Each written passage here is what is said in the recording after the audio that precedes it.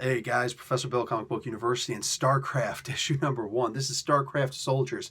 They tell you that there was a 4-issue limited series before this from Dark Horse, and I recall that one. I just didn't read it. I really wish I did back at the time and now especially. And I'll probably go back and read those. For now, holy crap, this is really good.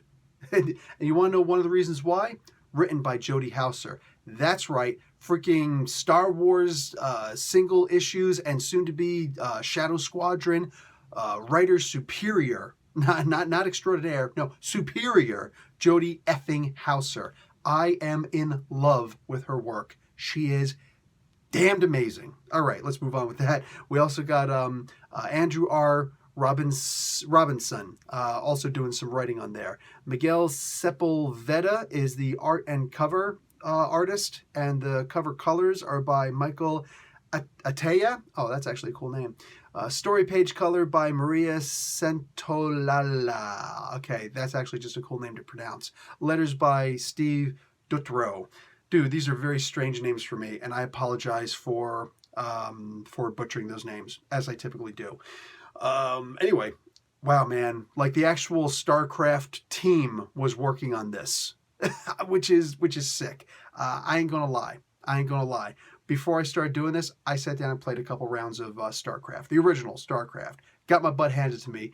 Looked up and put in a bunch of cheat codes. Still got my butt handed to me. Dude, I'm so out of practice with that game, but I'm okay with it. I don't actually play the freaking super thing. Anyway, didn't even get to Brood War because F that. I like the originals, all right? So this comic book, man, you got Lieutenant Shivani Singh. She is this top star for the Dominion.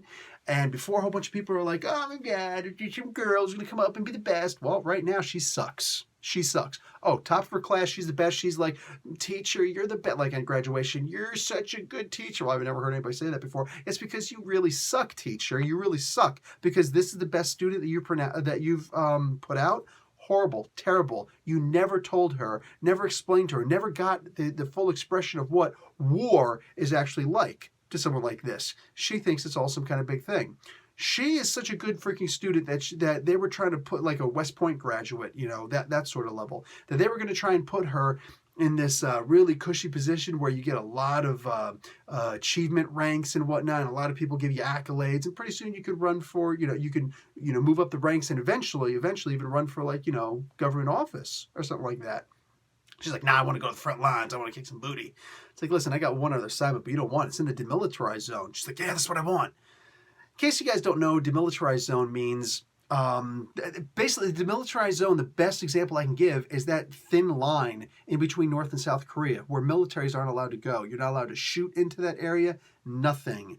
Nobody is allowed to go into that area unless, it's like, hey, I'm going in this area because I want to come over and talk to one of you guys. You know what I'm saying? And the other people are usually trying to stop other people from going in there. It's a really messed up kind of situation. It's a frightening situation. It's two people who are two sides who are at war, all out war.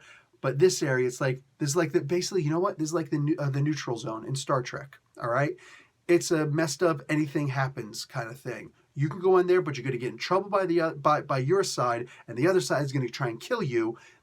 So even if you do get out, alive, you're going to get in trouble when you go back home. So yeah, demilitarized zone, really messed up area, and you're not going to get backup. Nobody's coming to get you if you get screwed up. So she goes out there and there are a bunch of freaking surveyors and things like that. And it's like, dude, what the frick is going on? Why are there surveyors? Why are there colonists? Why are there miners here? Well, that's unfortunately the way it works. The military is usually around, especially in America, to protect our private interests, not the country's interests, not something that's going to help out the citizens, but very specific citizens who are wealthy, who want to get more wealthy. Yeah, like that. Anyway, there are also a couple of Zerg running around who don't seem to answer to the Queen, which is odd. There's a hell of a story here. I don't know how they're going to fit all of this in just 4 issues, but oh my God, it is jam-packed with sexy. Like this is, I'm not going to say that it felt scary. I'm not going to say that it got me like, a little bit like, holy crap, nervous for people. But it did elicit a lot of emotions out of me. Like, holy crap, there are some stupid people here. And this girl, she's in charge of everybody. And she's about to get her ass fragged. Like, that's straight up. I'm telling you straight now. Like, there are There's been a lot of times when I was in the Army where, like, if we ever go to war with this second lieutenant or whatever, oh, we're fragging his ass. You could judge me all you want, but when you're talking about going out to war and like, here's this first sergeant, here's our top telling it, we trust the hell out of this guy, and here comes this jackass kid who doesn't have any idea. Like, we got more service time in than this moron, saying, us enlisted guys, and this moron's going to come in and be like, yeah, but I went to a good school and I was handpicked and that is at such and such. That's what happens to you if you ain't sleeping with a grenade. By the way, we got the pin. That's fragging. Nope. It's not worth it. It's not worth our lives. It's not worth our lives. Let me tell you a joke. Difference between the Army and the Marines, okay? And this isn't necessarily an insult on the Marines. The Marines have much worse jokes than us Army guys. Check this out. There's a big hill right up in front, and this Marine unit goes up, and the sergeant goes and tells him, all right, boy, not the sergeant, it wouldn't be the sergeant. The officer comes up and it's like, all right, boys, we're out of ammo and we got to take that hill, and it's fighting uphill and they're already dug in. We're probably going to get killed, but I need you to fix bayonets and let's charge up that hill. Ready? We are. Let's go. Semper Fi, do or die, all that stuff in there. Hoorah. Same exact situation, except it's an Army unit. The CO goes and says, hey, we need you to fix bayonets and blah, blah, blah. You get a scene, the scene switches to the enemies who are fortified and dug in the bunkers up on top of the hill, and they just see this guy, this officer with his brass showing, get thrown over top of the hill.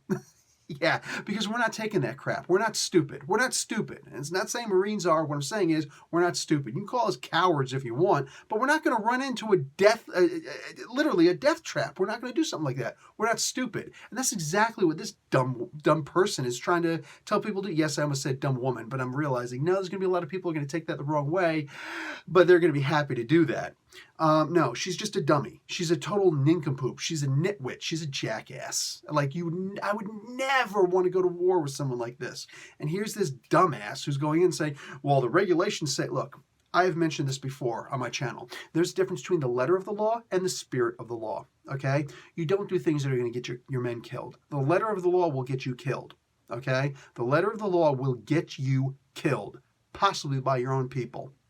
And it's because they don't want to die themselves, because you're trying to outrank them and showboat and, save the freaking world. These guys just want to go home to their families. And they're here for a certain limited service. This is obviously a draft, you know what I'm saying? And they just want to go home. They all have more experience than you, but you've got a rank over them. Yeah, that's how people get fragged. Anyway, then there's the spirit of the law, which is like, okay, we understand this is happening. We're going to put in, and I don't outrank my CO. I don't outrank all these other people, so I'm not going to try and take it out on you boys, all right? Just tell me what's really going on. A commanding officer who thinks that they're going to walk in and save the world, don't even want to listen to their officers or their most experienced people. This is someone who, screw it, man. Someone who deserves to get fragged. I don't care what you say. I don't care. But that's just mean. Well, don't join as a Marine. Don't join as I should say, don't join as an officer. Go into somebody who actually wants to learn, as opposed to somebody who wants to flaunt, because there's a huge difference. Anyway, that's the kind of stuff that I got out of this comic book. Wow, amazing. And even if you weren't in the military, no, I promise you, you're going to love this comic book. This is solidly written. The art is sick. Oh, I can't wait to see the first actual firefight that these guys have, because we're about to see it in the next issue. Oh, it's about to get heavy. All right, guys. Professor Bill, Comic Book University. Class dismissed.